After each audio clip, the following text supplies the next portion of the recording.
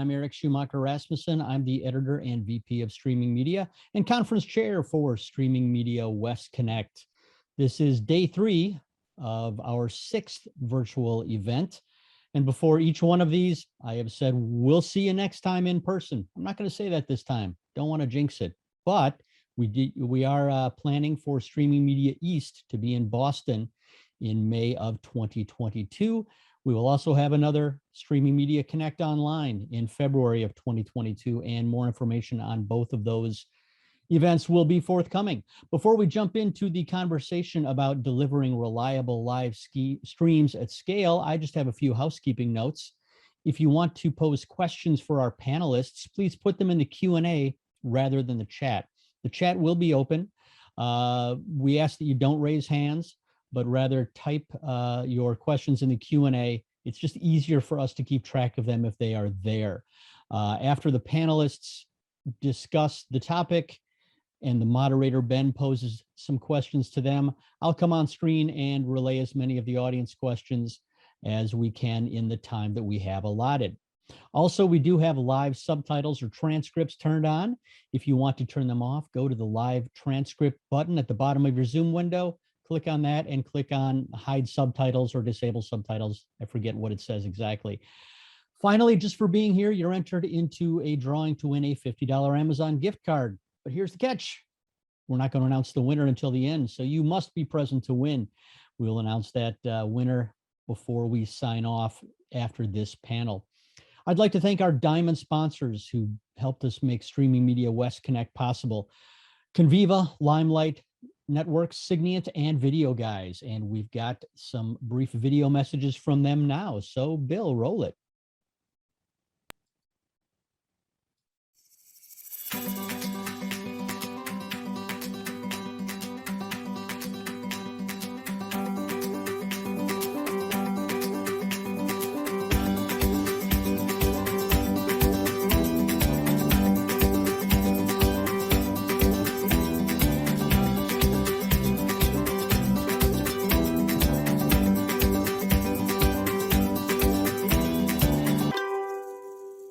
Videoguys.com is your source for the Live View Solo, and our Black Friday special starts now. Stream from anywhere, anytime with the Live View Solo and Solo Connect bundle. Buy now with the 2 or 3 modem kit and get 1 month Solo Connect free. This includes unlimited data and LRT Cloud and is only available until November 30th, 2021. Go to Videoguys.com or call us at 800-323-2325 to take advantage of Live View's Black Friday special today. In this era of streaming video, we are pioneers, helping make your stories more vibrant. Conviva lives in billions of apps on devices all over the world, measuring trillions of data points each day to provide real-time insights for your content, ads, and social. Conviva. Every stream, every screen, every second.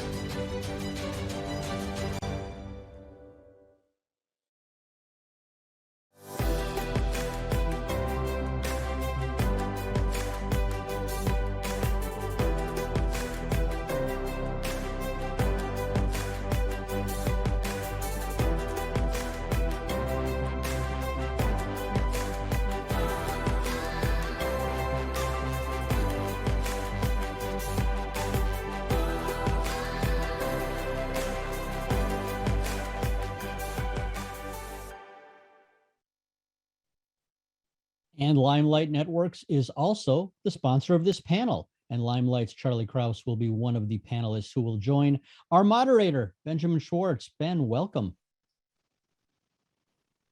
Hi. Hi. We meet again digitally.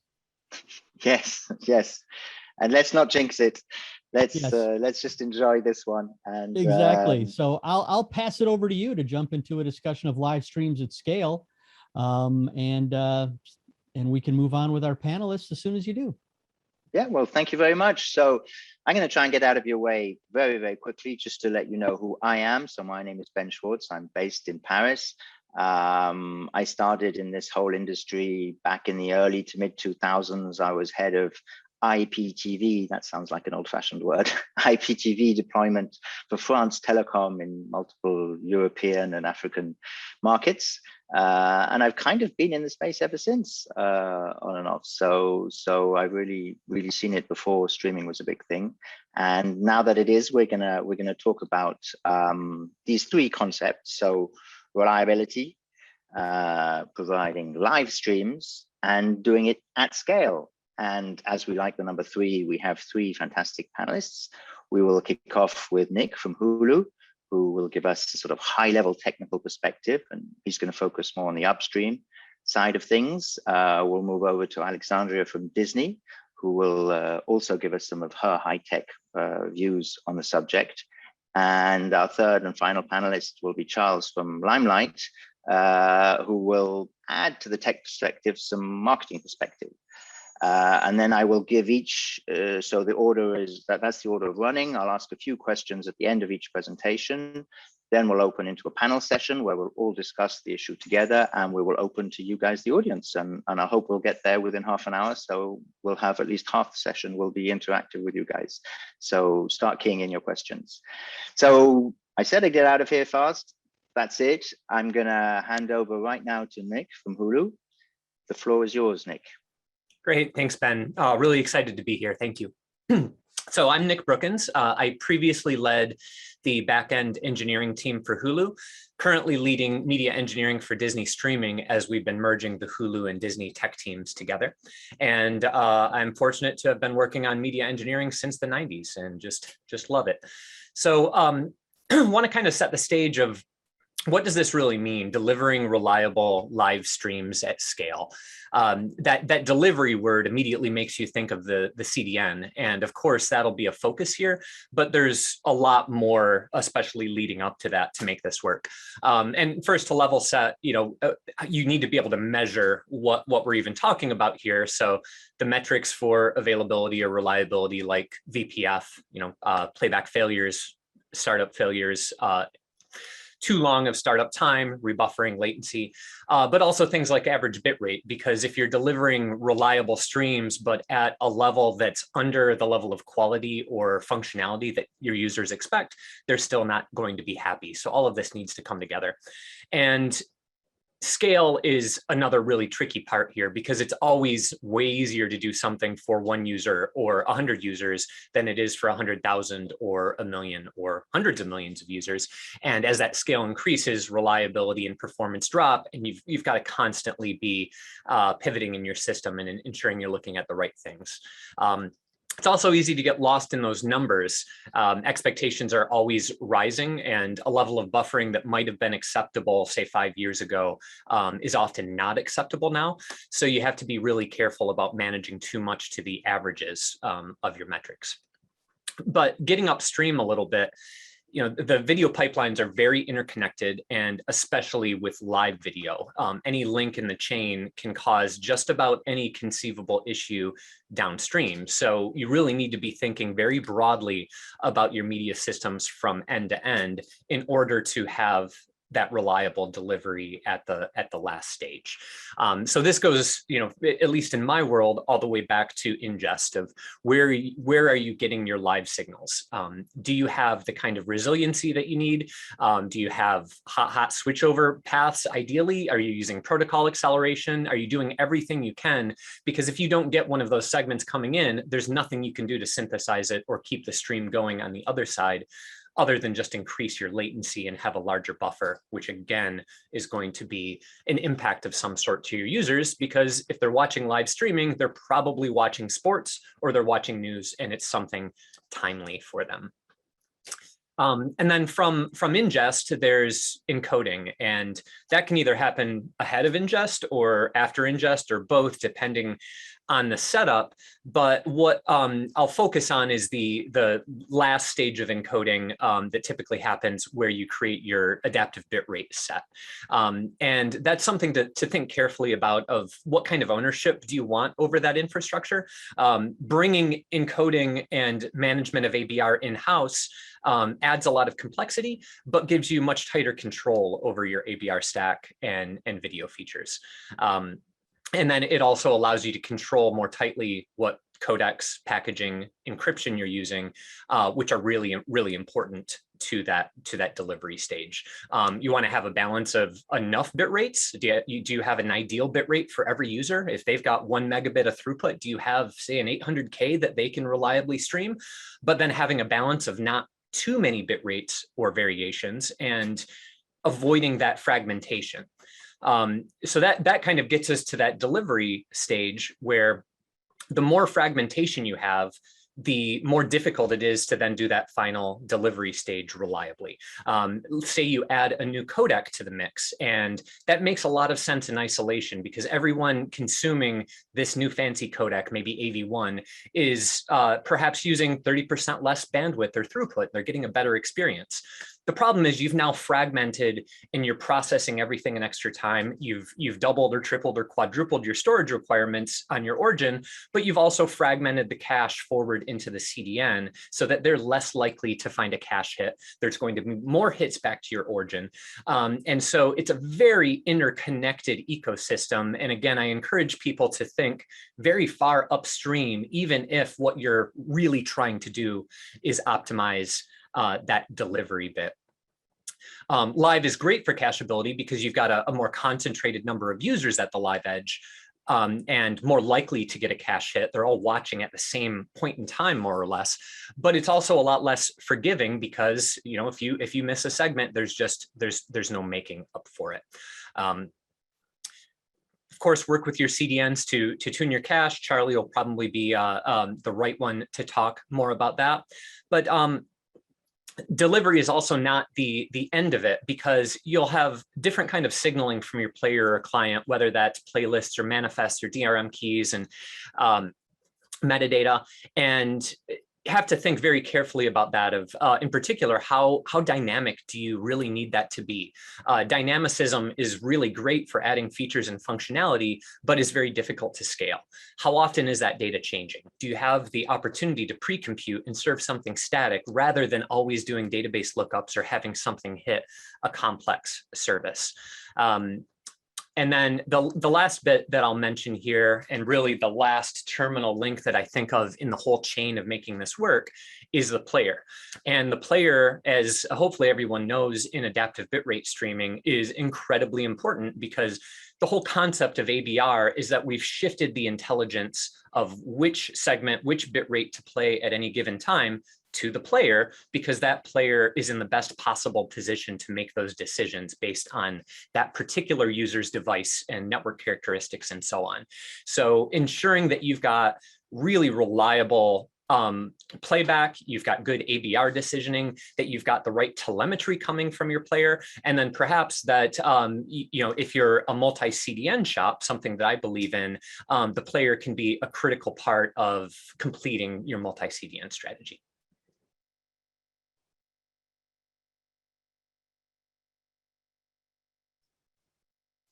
Ooh. Thanks. Wow, that was just on time, Nick. That was really, really interesting. And exactly what you delivered, what you promised, a high-level tech perspective. I just want to ask you to go a little bit more into the reliability aspect of things. You kind of touched on it a little bit, but could you develop really for a Hulu subscriber sitting in their sitting room, what does good reliability, or rather perhaps the best question is, what is, when you guys are upset and you have bad reliability, what is the most common user experience linked to bad reliability? Yeah, and great question. And from the perspective of Hulu, we're front and center competing with broadcast television. And so you really have to think of what expectations have users built up over time that they can hit the power button on their TV and everything just works. It starts up immediately. Channel changing is fast. There's not a lot of rebuffering. There's no issue with startup times, and you just don't really expect your cable TV to fail unless there's a hurricane or some major natural disaster. But it starts to get into much more subtle aspects as the ecosystem matures, to where users then care just as much about latency and am I getting a reliable stream that's actually streaming at 4K because I've got this beautiful television, or am I dropping down into lower bit rates and seeing those bit rates change and driving myself crazy? So reliable can mean a lot of different things, and those expectations are always going up, but different businesses may have different standards. Can I challenge you there, Nick? It seems natural to think that they would, but sometimes if you go back to sort of mobile phones, say mobile phones compared to landlines, they came around 25 years ago, 30 years ago for some, and they represent this huge change in the way we could use phones. But hey, they work nowhere near as well as fixed lines ever did in terms of the audio quality. They drop all the time, the batteries run out. I mean, the experience, they give you something else. They give you mobility, sure. But otherwise, as communication devices, you know, they're way worse. So could you not make a case that streaming is a paradigm change? It's going to offer so much more content available to so many more people because it's all going through the internet. So markets and territories are changing, and maybe younger people. I mean, I don't know how old you are, but I have kids, and when we're sitting in front of a stream and it breaks down, I go, I get upset, and they just pick up their phone and wait for it to fix itself. So I'm just challenging you. Are you sure that at the end of the day, streaming has to match the 5 nines of broadcast, or that the world may be changing a bit? Oh, you're absolutely right that the world is changing, and streaming is very democratizing. And in a lot of those, you know, depends on whether you're talking about an extremely well-connected place in the world, like the US, where maybe user behaviors are changing around mobile. I would argue that the expectations will still continue to rise. Kids don't want YouTube to rebuffer or TikTok or anything else, even if they've got a little bit different viewing habits versus something transitioning from broadcast. But then what I would also say is that in a lot of other places in the world, places where there isn't as much connectivity, you know, what we see is a dramatic rise in the amount of mobile sessions because it's a way for users to get to content they never could before. So it's opening up this whole new possibility. Expectations are much lower because you're tapping into something you never had access to before. But I would argue that those expectations will continue to grow. And given 2 competitive services, both available on mobile anywhere, one that's more reliable than the other with the same content, that's going to be an easy choice for users. Okay, so I kind of take it you're saying that broadcast has set the target that we have to reach, and that we are eventually going to reach it. Is that kind of what you said?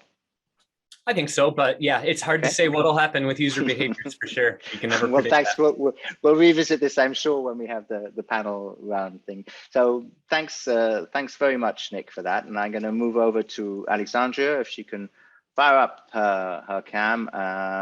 So if you could start by a few words on yourself and Disney, and the floor is yours, Alexandria. Awesome. Thanks, Benjamin. I really appreciate it. And thank you to Streaming Media West for having me. I'm really grateful for the opportunity. So my name is Alex Shealy, or Alexandria. I work pretty closely with Nick, you know, in our world with where we're looking at both Disney and Hulu and figuring out how we can you know, improve these products and grow them over time. So I think Nick is really spot on about, you know, what we do upstream of delivery being really important to how we deliver. And I think that this is crucial for both VOD and live. And specifically what I do and what my team does is we serve an important role at Disney Streaming, where we really sit at this intersection of this media output, the media delivery strategy, and we're specifically tasked with determining and building these dynamic capabilities that we need to navigate challenges while streaming VOD, and particularly live media, where it can be a little more challenging. So in a way, VOD can also be challenging, especially if you have a highly anticipated premiere or, you know, a rush of traffic all at once. But, you know, I've worked in streaming for a while, starting at MLB Advanced Media in 2010, and I've seen firsthand how both our operations and technology innovations have really shaped how live streaming can happen, and I've definitely learned the hard way, you know, how to scale and evolve. But we've really taken a lot of that into account with the solution that we have and where it's at today. And by and large, I think today that the best strategy is a similar combination. So a strong investment in really powerful technology solutions that give us the automation that we need, but also leaning into a wealth of knowledge that's been acquired over years of experience and incorporating that into the capabilities and the technical solution. but also understanding that the business operations and configurations that can be driven by operators to stabilize and add strategy to our automation. So I wanted to talk a little bit about how, from the technology perspective, I think it's important to incorporate the best of both worlds, in particular to navigate live streaming challenges. So I think one of the things we want to make sure we do is to make sure we know all of the possibilities of what we have to serve. So are there ads? Does this content have DRM? What physical origins are we writing the media to? And this is pertinent, for VOD as well as live. And what characteristics of live do we need to take into account? Is this a single event? Is this a linear channel? Because we may have to offer alternatives during the stream. So at Disney, teams like mine that are determining how to deliver media to our customers, we have to be on the same page with all the services that are in that playback request path about how we communicate this information. So this is really crucial when you're trying to navigate sticky situations like outages at a CDN or an origin. So it's really important to go wide and make sure that that contract that you have to represent your media presents, clearly the most options that you have. So when the going gets rough, your systems can be as flexible and prepared as possible. So we also need to make sure that the solutions responsible for determining and delivering the right distribution scenario, so a combination of origin, any mid-tier solution, and CDN are bound to the guidelines that the business wants. And so I think that's important, because since I started in streaming, that's definitely evolved from capabilities where it was more common to lock in the same configurations every time because they were predetermined and the user base was potentially more predictable. But I think that there's still, quite a lot of value in setting bounds that the business will generally want to keep in mind, so that automation can be more fine-tuned for more real-time data sources. And I think here's really where we can do more to hold services even more accountable and intelligently adapt as more users request streams. So it's crucial to develop highly informed sources and pipelines that are really plugged into data sources that make sure you're actually getting it right.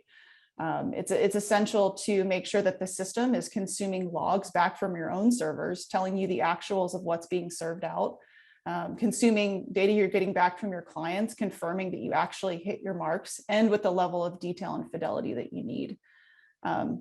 So by correlating this data from our own servers and what our clients are telling us, you can develop a solid picture of that traffic you're seeing. And you can also do something important, which is understanding where you need to account for adjustments in the data. So you can do things like introducing learn corrective factors if necessary to continue using data that you may have less control over. So it's vitally important to not just gather as much data as possible to see the ultimate picture, but to also figure out where you sort of need to introduce your own understanding of what that means. Specifically, things like consuming CDN metrics and their raw logs lead to a really more tuned picture of what we're actually serving, so that the services managing traffic can hone into our goals as closely as possible. Other data sources that I think are really important to consume are how healthy are your own services that are involved in this process? And is there any indication that you should shift traffic away from an issue on your own end? So this is frequently something that might be overlooked, but it's just as important to include as a factor when you're routing traffic, because that could lead to a pretty catastrophic failure if you don't take into account your own capabilities. So I think a lot of what I talked about so far is really things that we try, I would recommend trying to do on the server side, but this is really important to making sure you can deliver the stream as quickly as possible. But it's also really vital to consider how you can navigate challenges partnering with the client and what you can do on the device as well. So given a stream's capabilities, especially for live, you might want different thresholds and configurations for how to navigate network troubles and offer you the most robust capabilities for CDN switching midstream and at startup. So for example, you may have a particularly challenging device for live streaming, but it's generally okay during VOD. And you've learned this by constantly evaluating your QoS data over time. And I think having both server and the client aware of your distribution strategy unique to the media you make is really essential to delivering at scale in any network, and in particular for live. So giving both sides access to unique business configurations you want for content, ads playback, and the thresholds for when to switch CDNs at the start or the mid of your stream gives you a whole lot of opportunity. And this way you're sort of grounded in your overall strategy that you have configured, but you offer maximum flexibility, and you can focus on encouraging a high quality of service through these switching thresholds and parameters that you set with multiple sort of bumps in the wire along the server and within the client itself. So having this client-side awareness and capabilities to make sure you can leverage this best delivery strategy really only works if you're constantly trying to learn from what you do. So another aspect of this that's really important is building high-quality data schemas with the right beacons. This is crucial to making sure you can actually use this information over time. And it's important to make sure that you want to measure, how you want to measure and evaluate the server and client capabilities for delivery, so you can make sure it's actually doing what you want. Understanding the limits of our own data sources, as well as from third parties that you might have in your chain, is really, probably the most important factor to making sure we can evolve our approach and improve overall quality of service. So I think just the last thing that I'll say is, most of the ways that we at Disney have decided to do things have come about because, it wasn't working as well as we wanted, and we believe that we could improve. So I think taking a multi-layered approach to enacting our delivery strategy can give you a really powerful set of capabilities and options to navigate a lot of particular challenges for live. And I'd say, still constantly learning from, my experience and how different regions and devices and networks perform with the content that's unique to us. So having these options and the ability to introduce automation over time and in these different areas is really important. So as we get better at live streaming for events, live DAI and live linear channels, we're only going to continue to adjust that strategy. And I think having that multi-pronged approach will be majorly beneficial.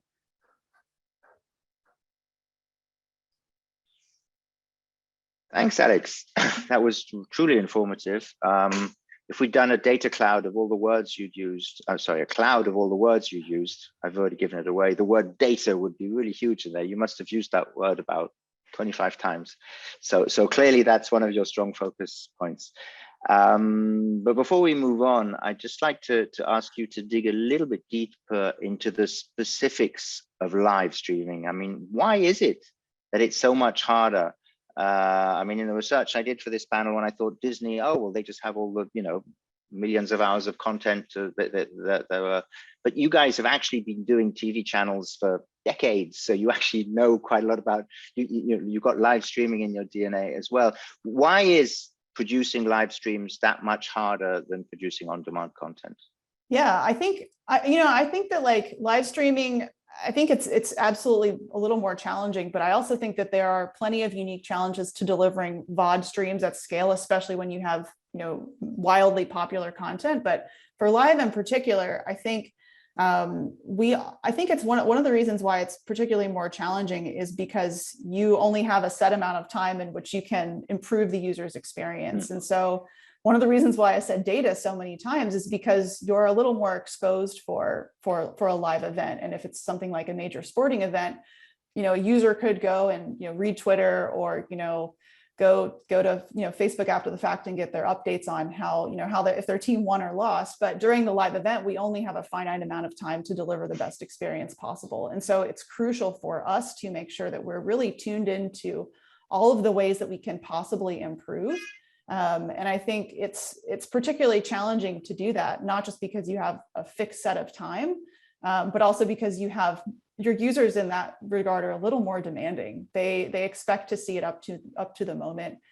They don't expect to see any latency. They also expect to have a very seamless experience, whereas VOD, there's sort of a learned expectation, like I can try again, I can go back into that, and I can start from the exact moment in which I left it. And you don't necessarily have that luxury with live. Okay, so beyond the technical challenges, there's a usability challenge, which is higher. The bar is higher, basically, is what you're saying. It's harder to do anyway, and we have to do better. Right, and also you have less opportunity to recover just because of a particular live event or your program that you're watching on this channel would be over. Okay. Well, listen, I'm sure we'll get back into that in the panel discussion, but in the interest of time, I'm going to move on to Charlie to give us his overall perspective on the subject, and then we'll zoom in a little bit onto scalability, Charlie.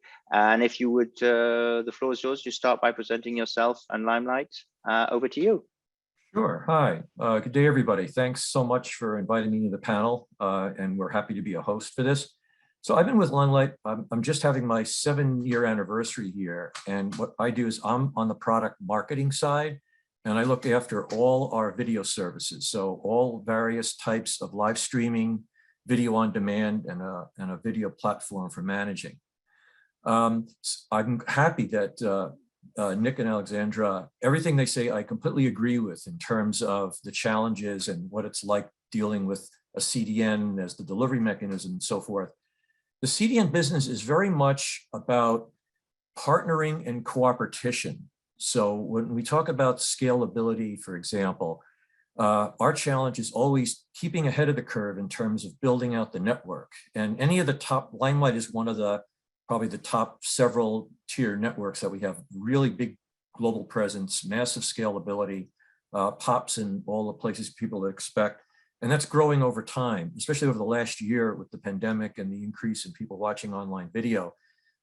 It was a constant effort to keep increasing capacity in existing pops, adding new pops where you needed them, and doing it during a pandemic. And even now, as we're moving a little bit past that, we still see challenges in keeping ahead of the game in terms of keeping the capacity up, keeping the pop development up, and so forth. So one of the things that's been mentioned is user expectations. So I do surveys every year that's consumer based on what do they want from live streams when they watch them and what bothers them. And you always hear they just expect broadcast quality. They've been trained by all the years of traditional broadcast, especially for live events, that it's just perfect, no rebuffering and so forth. A couple of rebuffers, you still lose a massive percentage of your audience when that happens. It's just not acceptable. And the challenge is, as people are more demanding on the kind of experience they have, and the more things they're able to do, they never change their expectation that it's just got to be perfect no matter what. So we find that I'll start with video on demand. The best formula we found here is understanding the expectations in terms of how popular content will be and how much do we have to store and different versions of it in CDN storage. So we find to be really successful with live, we have to have the ABS, adaptive bitrate ladder, bitrate video stored in storage in the CDN where most of the users are. So it's a lot of work up front with our partners in terms of where do they think most of the audience is going to be at different times of the day. What are the most popular videos so we can populate the storage and have the adaptive bitrate ladder in place and just have, use all the storage we can to have that pre-set up. And the idea is that not having to go back to origin for anything. So anything they want, they're going to get pretty much locally and quickly. And we do that with a lot of redundancy. So anything that's stored is stored in multiple places strategically to where you want to deliver it. And that's only done by cooperating with partners. On the live side, you have all of those expectations, but now the game is up by live and peaks and spikes and so forth. So all major live events, I'm pretty safe in saying, are definitely multi-CDN. We encourage it. This is where the top CDN vendors are in a cooperation environment all the time. Because when you're looking at an event and where you think the live players are, everybody touts capacity. What we can say, we have how many hundreds of terabytes of global capacity. All the other CDNs do the same thing. That doesn't mean that every region anywhere in the world has that capacity. It just means that's a global number. And to be sure, not every region is the same. So when people map this out and they look at where their users are, they have to look at what do they expect the number of streams they need in individual regions, and then which CDNs have the best capacity to deliver to those regions. And it's going to be an overlay of multiple CDNs. I've seen live events where there's 5 or 6 CDNs involved, just to make sure in every possible region they have enough redundancy. So even if there's failures, they still have the capacity they need, and that the amount of capacity that's required for that region is covered. And that's very important. And during events, we find that this, like, for example, a year ago, there was a couple of major sports events that in European football, that were only available via streaming. So this is something new where it's not, the streams are not just another way of watching a broadcast where most of the viewings on broadcast, but on streams. They were going to make these I think it was Premier League, only available on streams. So it was in every CDN vendor's best interest to make sure that nothing happened and that this went smoothly and everybody had the broadcast experience. And you know, everybody was working together in the content providers NOC, talking with each other, communicating with each other, getting telemetry data from the wild, from viewers watching out there, and preempting anything that would have happened, you know, trying to head it off ahead of time. It was quite a thing to watch, all the action happening sort of behind the scenes to make sure it worked well. And the bottom line is it worked very, very well. And we're seeing more events like that. But still, you know, I have to, you know, even though there's some events that are just on stream, I often look at the biggest events of the world and start wondering about scaling. So you think of like World Cup in the US, the Super Bowl and NFL games, you know, a question could be asked, like, could everything be delivered via streaming? So if I look at you know, some Super Bowl statistics, typically around 100 million people overall will watch that event. But over the last few years, we've seen the percentage of those that are watching on streaming increasing a little bit. In the first year, it was maybe 1% of the 100 million were watching a stream. In this past year, I saw the data, I think it was about 5 million people watched the stream, but the other 94 or 95 million still watch the regular broadcast.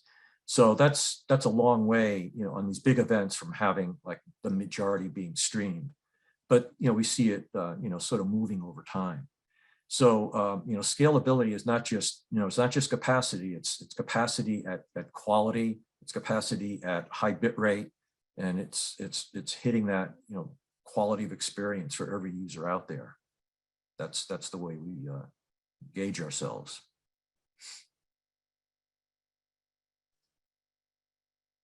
Well, thanks, Charlie. That losing my voice. Thank you. That was, again, really interesting, and you honed in to the question that I want to ask you at the very end about scalability versus broadcast. I challenged Nick quite a bit about reliability versus broadcast, and we didn't quite agree, but you're saying here for the Super Bowl was like 10%. I believe the BBC, that's the main broadcaster in the United Kingdom, they saw about 40% reach through of the total. 40% of their people actually streamed, so that's like 10 times more, and that was event just a few months later. And so I'm asking you to pick up a crystal ball. Clearly streaming is gradually getting bigger of live events. Is it going to reach the scale and become the de facto standard? Will there be a time sometime in the long distant or midterm future when basically everything will be streamed and broadcast will be over? So yes, you have to watch how you define broadcast, because I think that's shifting over time. So I'll start with your first question. So 2 years ago, I asked myself the same question because of the Super Bowl coming up. And I said, gee, I wonder, let's say that if the 100 million people that watched that wanted to stream, could it be done? I mean, is it possible?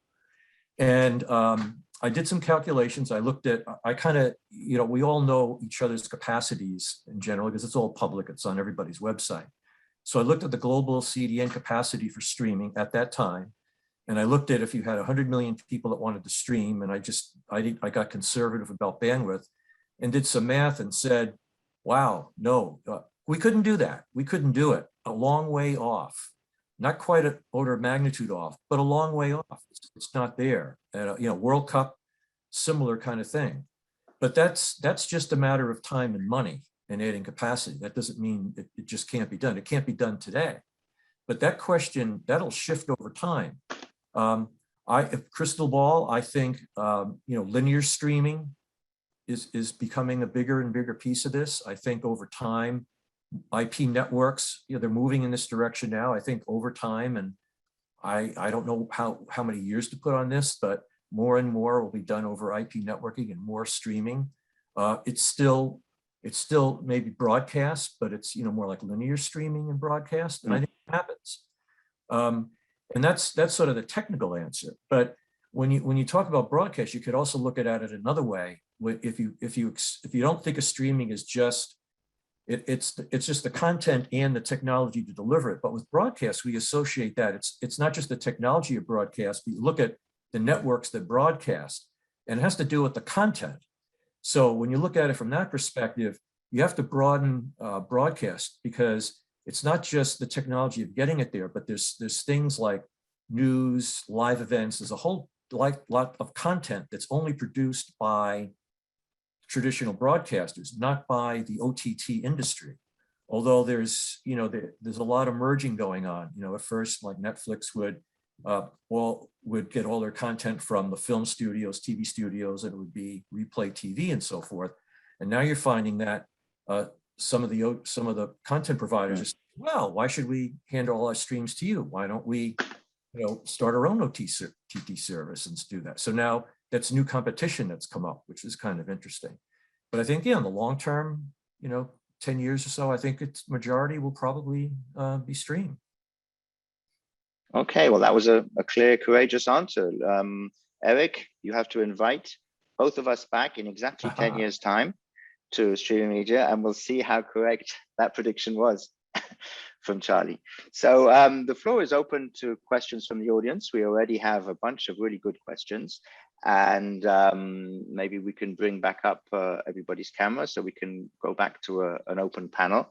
I'd like to shoot off with a really simple question from an attendee called Anonymous. That's an interesting name. But a simple question for Alex and Nick is basically, what percentage of content on Disney Plus and Hulu currently is true live? And a second question that goes with that is, when you do live content, do you build in a little bit of latency in case you need to do some editing to live content? So perhaps Nick first. Sure. Yeah. So Disney Plus is currently a VOD service only, so there's not currently live content there. But of course, Hulu has a strong live offering. And when it comes to the percentage that's actually live, that's a smart question, because if you watch linear broadcast, you might watch a small clip of news, you might watch a sports game, but you might also be watching a Golden Girls rerun that was recorded 30 some years ago. And so for most broadcast linear live content, you're looking at maybe 10% or far less that's actually true live. And so there is an opportunity in the industry over time to move more towards a play out model, where you have all of the VOD assets that you would have delivered in your linear stream, and you're playing them out in a playlist and synchronizing them to some extent to give the user the experience they want, but minimizing the amount of extra work you have to do for real live content. Okay. Yeah, I don't really have anything else to add. I think that Nick just highlights a really huge opportunity to optimize and to think about like cost saving models. If we really take advantage of what's true live versus what's more of a play out opportunity. Okay, great. Sorry. Yes, so we've answered question number one. We're doing well. And then we had another question that we kind of prepared in case there weren't any questions, but actually Mohit Tendolkar, I hope I didn't damage your name too much, asked an almost similar question. So I'll read out his. We prepared a disaster scenario thing. He basically asked, what are the typical reactive scenarios when situations such as, air quotes, technical difficulties arrive at ingest? And their implications are, are there any implications of this of the delivery at scale? For example, an upstream third-party encoding vendor provided clean, error-free media, albeit with situations such as a state with those technical deficits. So then the idea is, in live streaming, when things go wrong, perhaps you could give us some examples of what actually works. From my experience in industry, often the pure streaming technology relatively rarely fails. It's some of the IT infrastructure underneath. And you mentioned, I think, Nick, in the beginning, like you've got to make sure you don't do too many database access, because relational databases may be 50-year-old technology. It still sometimes breaks. So perhaps all three of you, I don't know who wants to take it first, could take a stab of, when things go wrong. Could you give us perhaps an example? If you're courageous enough to talk about things going wrong, that would be really cool, albeit an old one. And what it looks like and how you manage that issues in live stream live events. I'll be happy to jump in just because I get involved with live a lot. Let me start with what do we do to prevent these in the first. So when any live event comes along, nobody surprises their CDN vendors and just suddenly says, hey, we're gonna have this massive event to 1 million streams. It's always known in advance when it's going to happen. It's predicted. We find that doing testing, a lot of work, pre-work, where's the audience? How many streams do we need to send out? What's the peak that could happen? Let's say it's a football match and in final minutes it's tied, we're going into penalty kicks. How big could it possibly blow up to? And getting that capacity in place to do it. We do a lot of testing. We recommend redundancy everywhere, redundant encoders, redundant ingest points, sharing telemetry from the wild of users of everything going on. You make sure that in your redundancy that there could be even a couple of CDN failures and still having enough capacity. So during a live event, there's people on the NOC on the phone with people from the content provider. They're talking all the time, they're sharing data. They're just trying to head off anything that could possibly happen. But yes, it does. And I'll go back in time during, I think during the Rio Olympics some years ago, there was some issue with a broadcaster in terms of streams from one particular event back to their region, and they just lost it. But to the viewer, it was barely noticeable because people were watching it. When it went down, somebody caught it and immediately just redirected the feed to another streamer, and it was probably almost barely noticeable. But the fun part about live is you're flying without a net. Just anything that goes wrong, every viewer sees it right away. So but the best you can do is just you see it happen and you just react quickly. And that's why in preparation you always test these scenarios. You cause failures and you see how quickly it fails over. You try to anticipate anything that can happen. And that's really the best defense. And from a platform perspective, Nick or Alex, what are the kind of things that you have seen go wrong maybe a long time ago? I want to focus on something Charlie said there about being prepared ahead of time. I think the question was focused a bit on the ingest side, and that is so important with ingest, because if you've got a signal vendor and either they have a technical difficulty or maybe there's a weather event and their main network connectivity is just gone and you cannot talk to them, there's absolutely nothing you can do about that. But what you could have done is several months ahead, you could have ensured that you've got redundant paths and that there's as much diversity as possible in those, so that if a single network link or a single data center gets taken out, you don't have two vendors that are using that same data center or that same technology. So that preparation is really important. The other thing I would say is that when then you do have some kind of switchover, you're going from stream A to stream B to keep the stream up, that may incur some kind of retry flood because players are suddenly presented with different information. Maybe they have to request a new DRM key. You need to be prepared for the repercussions of the actions that you take and how those might affect your scale as well. Okay, and so just also to help answer that audience question, what I was saying about IT is a nameless global brand that I've worked with has told me in complete confidence that multiple times when they do major sporting events, they get a lot more subscriptions coming in just because they're covering a specific event. And again, it's not the video infrastructure that lets go. It's actually the IT infrastructure for managing the authentication, because you get all these new subscribers, literally tens of thousands of people will subscribe within an hour, and then they'll all want to start using it. And it's actually the authentication server. So secretly, they wouldn't tell anybody, but what they actually do is they have 3 levels of authentication. In normal operation, everything's really well checked. And then when the system's a little bit fragile, they simplify the authentication, and sometimes they actually let people get in without authentication. A good example of that is commerce systems can be very sensitive during these things. So it could be that you can't keep up with credit card signups. And either way, the user is still not able to watch what they want. Yeah. So I'm conscious we're running out of time. We have time for just a very few more questions. Perhaps one when I go through all the audience questions about 8K.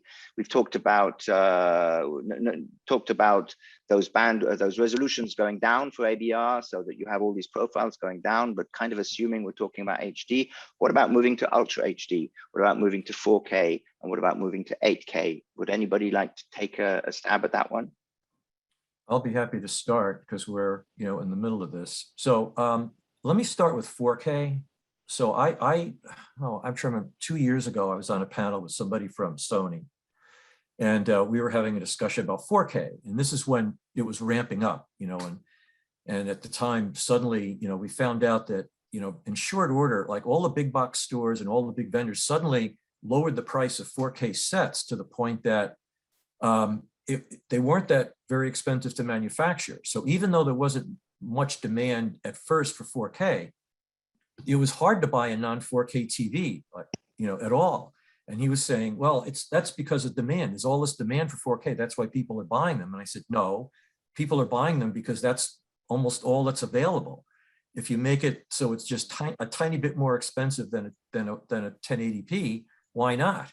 But that doesn't mean there was demand for it. That was the idea of, it's only a little more expensive, so I'll buy it, and it'll come.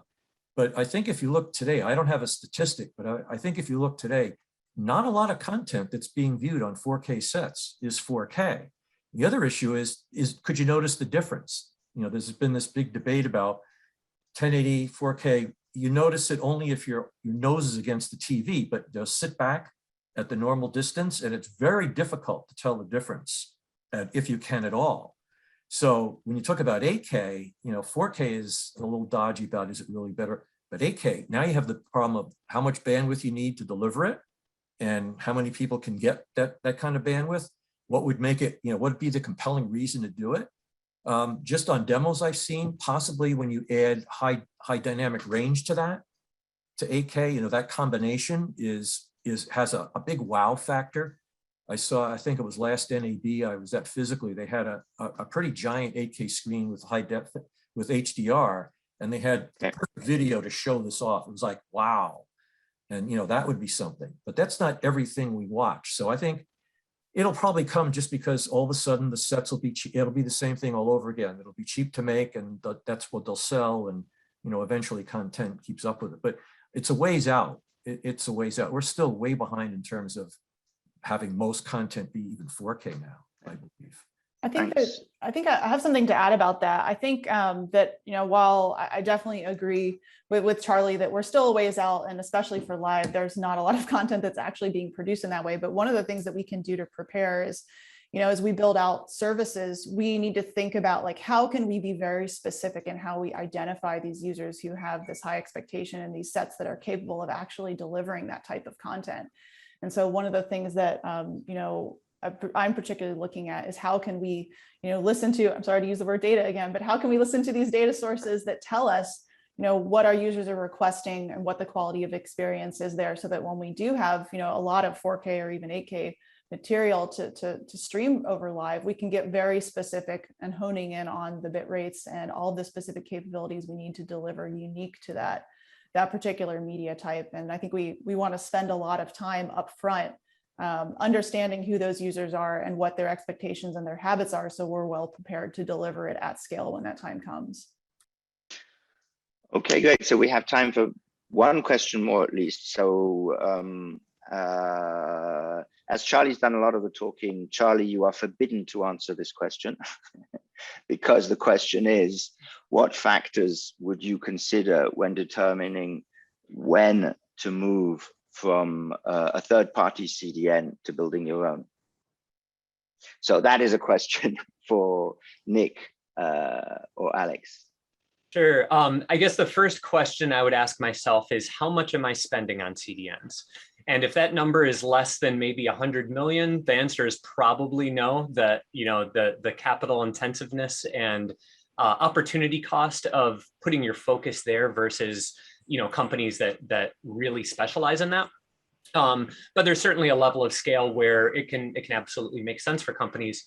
But then that's a little bit tongue in cheek, because the other thing I'd think about is just, who are you delivering to and what's that spread like? Because, for example, you might be delivering, you know, a terabit per second, but if that terabit per second is spread around millions of users with low bit rate streams on mobile devices all around the world, or if that terabit a second is all going to one really well-connected region, those are dramatically different scenarios for delivering. And one of those scenarios might have, you know, opportunities to do a little bit more yourself, where the global spread, do you really want to have to build, you know, all of these different points of presence and manage all of that for that kind of throughput? Might not make sense. Okay, so question of scale. And Charlie, that was a joke. Of course, you can answer this question. I've been accused of this before, so I'm used to it. And some people have. You know, Netflix pretty much has built their own CDN. You know, they've done it. You know, it's not easy. I mean, you can build a CDN. It's just a big IP network. And I spent most of my career in IP networking before I got involved with video. It's a big IP network. The problem isn't building it. The problem is driving it when it's built and managing it. And that's not easy. You know, people think, oh, there's nothing to it, but managing the traffic and keeping everything everything running well and adding capacity, all the, you know, the things that go on behind the scenes, managing a global network like that with, you know, with people's expectation. It's not trivial. It's not trivial. And so it's to decide what are you good at doing? Are you really good at creating content? And, you know, stick to your knitting. Most of our customers said, no, they're great at creating content. And we can do that all day long, but managing delivery of that's not our expertise. And do we really want to do it? So and some people decide, you know, there's some big OTT players that have some CDN capability that they use. You know, some of the bigger ones do, but they complement it with third parties.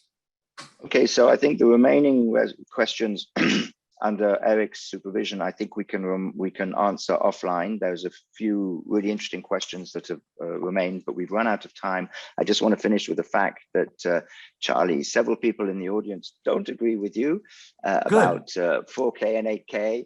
Ramona says Super Bowl 2020 was streamed in 4K HDR OTT, and AV Trainer agrees with part of what you say, that you do need to be close to the screen, but he kind of makes the point, an interesting point. So read the comments, you'll see it, that the quality is still worthwhile. And I must say, I'm more on their side.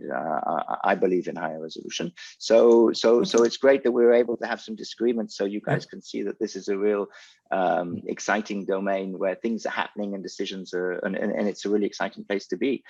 Eric, you're back.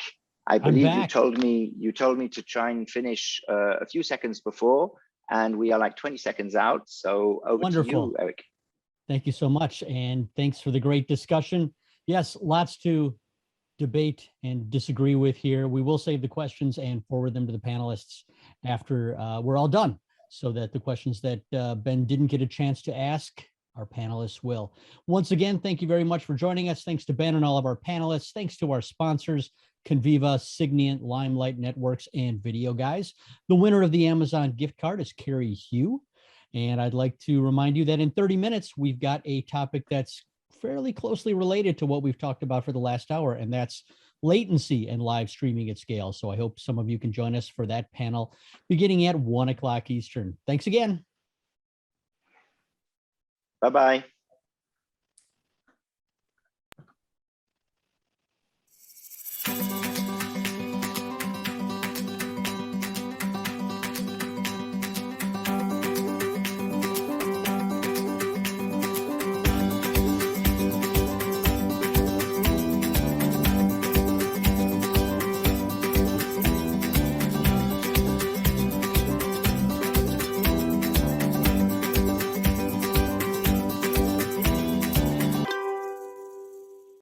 VideoGuys.com is your source for the Live View Solo, and our Black Friday special starts now. Stream from anywhere, anytime with the Live View Solo and Solo Connect bundle. Buy now with the 2 or 3 modem kit and get 1 month Solo Connect free. This includes unlimited data and LRT Cloud and is only available until November 30th, 2021. Go to VideoGuys.com or call us at 800-323-2325 to take advantage of Live View's Black Friday special today. In this era of streaming video, we are pioneers, helping make your stories more vibrant. Conviva lives in billions of apps on devices all over the world, measuring trillions of data points each day to provide real-time insights for your content, ads, and social. Conviva. Every stream, every screen, every second.